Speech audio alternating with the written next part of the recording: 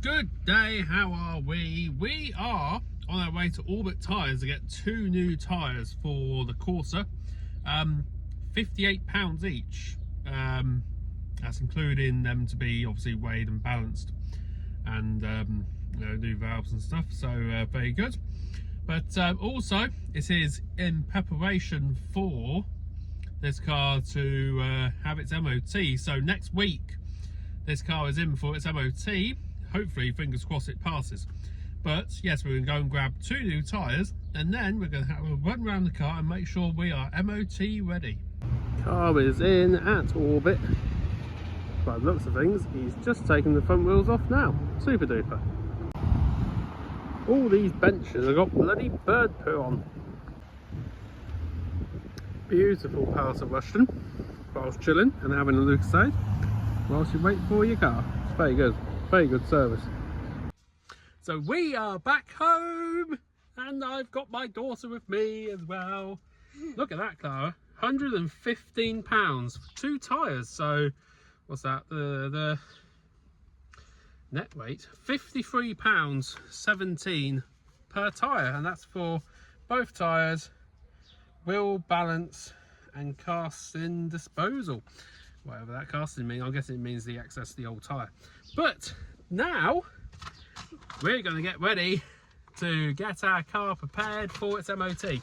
It is a week away, but we're still going to get it ready, just in case there's anything that needs fixing or repairing, or fixing. So Clara, to start with, we're going to test the light. So if you press the hazard button there, and I'm going to turn these on here, and also the fog lights. If you get out, we're going to have a wander round. That's it. And can you tell me if the lights are working? Are they all working? So we've got hazard working, spotlights are working. Yeah. You can check your, where is it? Number plate lights to make sure they're both working. Check your fog lights working, other lamps, indicator bulb, and then just going round, look, checking side indicators working, indicators working there, and also main beam is working, side lights working, and the same with this side, indicator, main beam, side light and side indicator. And then, Clara, all we've got to do now is to put on the full beam and make sure that the full beam is working. Also double checking the fog lights. So they're all working, they're all good. Thumbs up. Yeah. So with all the lights working, obviously get someone, if you want to check your reversing light, you can get someone behind you to check whilst you put it in reverse. And also your brake light, put your foot on the brake and make sure it is working. Also just double check the quality of your windscreen wipers, make sure they're not cracked or damaged, and the same with the front as well. Just making sure, just checking for any breaks, damage. I mean, I think I might need these replacing because they are wiping a little bit streaky, which could obviously fail its MOT if the screen cannot be cleared efficiently enough. And then there's also other things, Clara, like the tyres. So we've just had 2 new tyres put on this car. So these are obviously, the front ones are fine, but if we go to the back, and you can check your tyre treads.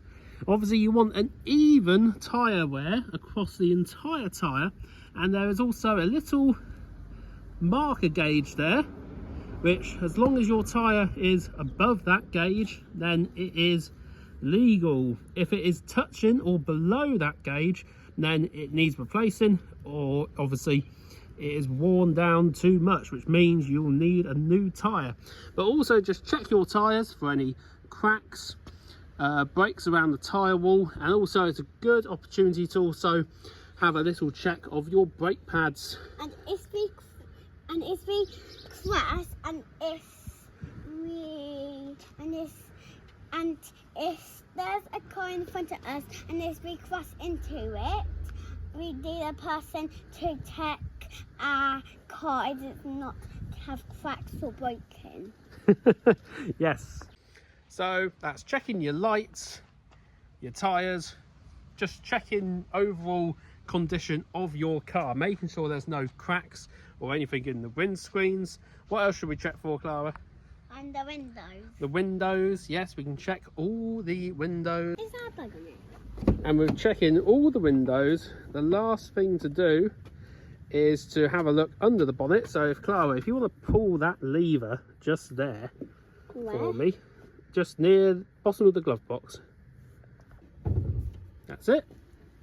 Also, whilst we're in the interior, the only things to double check really, and that is to make sure there is nothing obstructing the view of the driver. So for example, any air fresheners want removing before the test. Just making sure that your seat belts, they are all in good condition, there's no breaks or tears, and also you want to make sure that it locks, so in the event of an accident you are safe. If the roof is all the way high up to the street, it looks like a big tall car or a big short car where the roof is so high, we might fit if we are 9 or 20 or 30.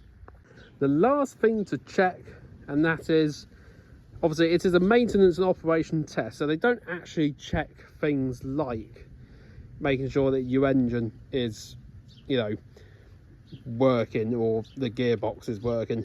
But what they do test is the safety of your engine, and that is they do check for oil leaks, they do check your emissions.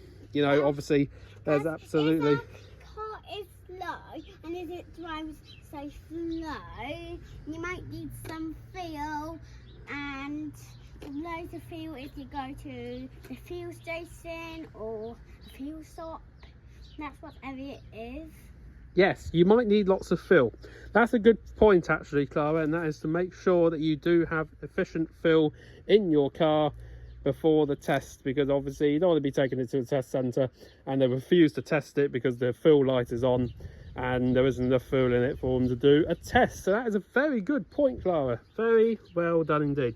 But just to make sure that your coolant level is correct, to also double check that your screen wash is right as well. Just finished work. It's the night before its MOT. We've gone through all the bits.